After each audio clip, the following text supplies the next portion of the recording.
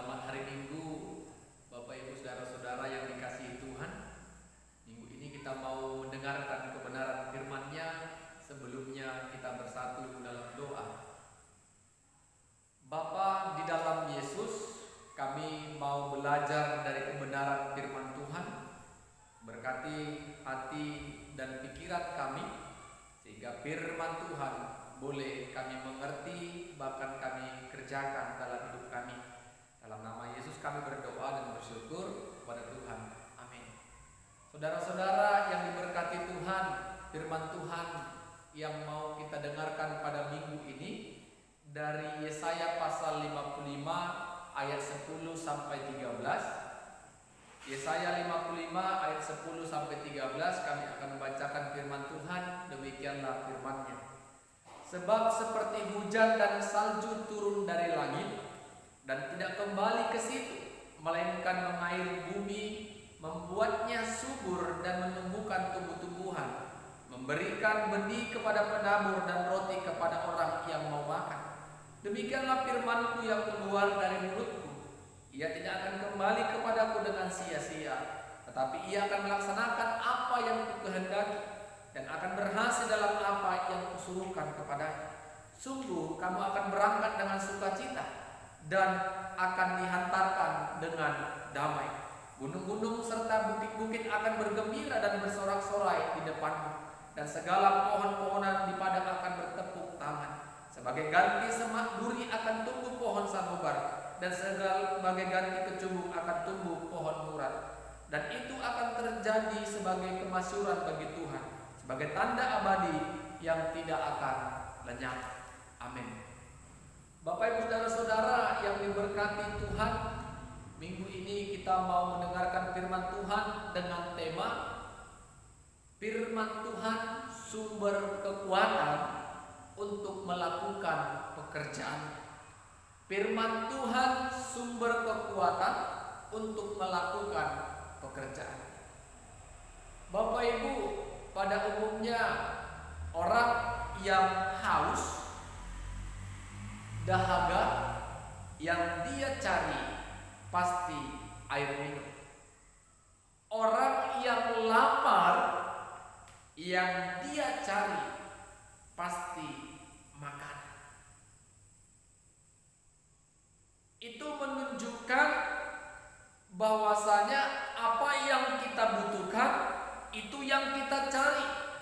Apa yang kita perlu itu yang pasti kita cari sampai kita dapat memenuhi kebutuhan kita. Bapak Ibu Saudara-saudara, pertanyaannya, ketika kita mengalami kelelahan dalam menghadapi persoalan hidup, ketika kita mengalami kegagalan, ketika kita mengalami kekurangan, ketika kita mengalami penindasan, siapakah yang kita cari? Siapakah yang akan memberikan kita kekuatan dan pertolongan? Apakah manusia bisa menolong dan memberikan kita kekuatan? Apakah dunia dapat memberikan kita kekuatan untuk dapat menjalani hidup ini? Bisa Bapak Ibu katakan, tetapi itu hanya sesaat. Jadi siapa yang kita cari, siapa yang kita temui, kepada siapa kita berseru Bapak Ibu, ternyata firman Tuhan adalah jawaban untuk kita memiliki kekuatan untuk melakukan segala pekerjaan yang Tuhan tentukan dalam hidup kita.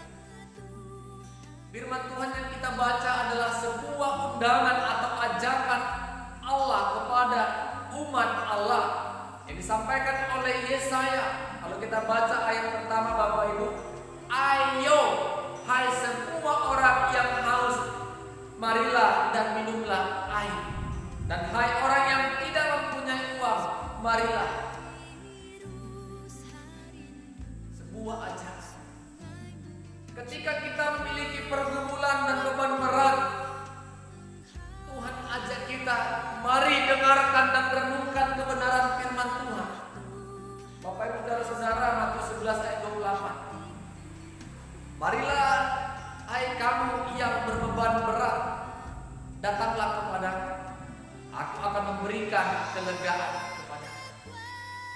Bapak Ibu, hidup ini banyak beban, banyak tantangan.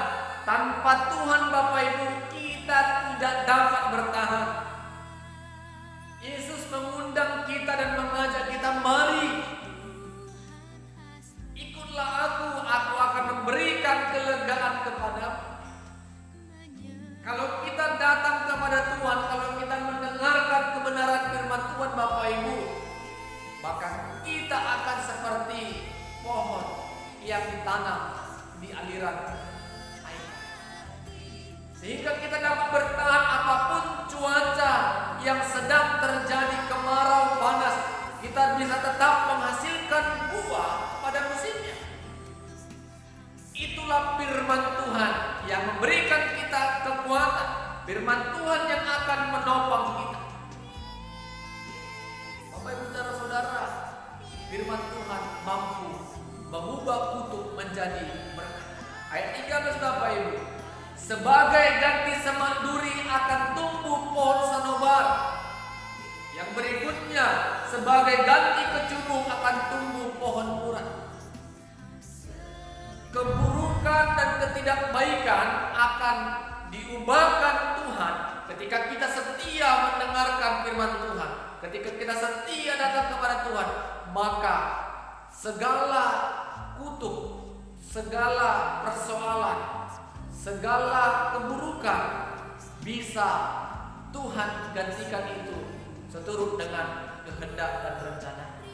Kalau kita datang kepada Tuhan, mendengarkan dan bersekutu kepada Tuhan melalui dengar-dengaran firman Tuhan. Firman Tuhan yang kita dengarkan Bapak Ibu, firman Tuhan katakan tidak akan sia-sia.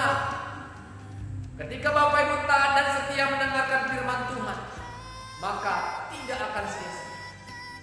Makanya Bapak Ibu, percuma Bapak Ibu jemaat Tuhan rajin ke gereja, tetapi ketika hamba Tuhan menyampaikan firman Tuhan, Bapak Ibu mulai mengantuk, tidak bisa menahan diri.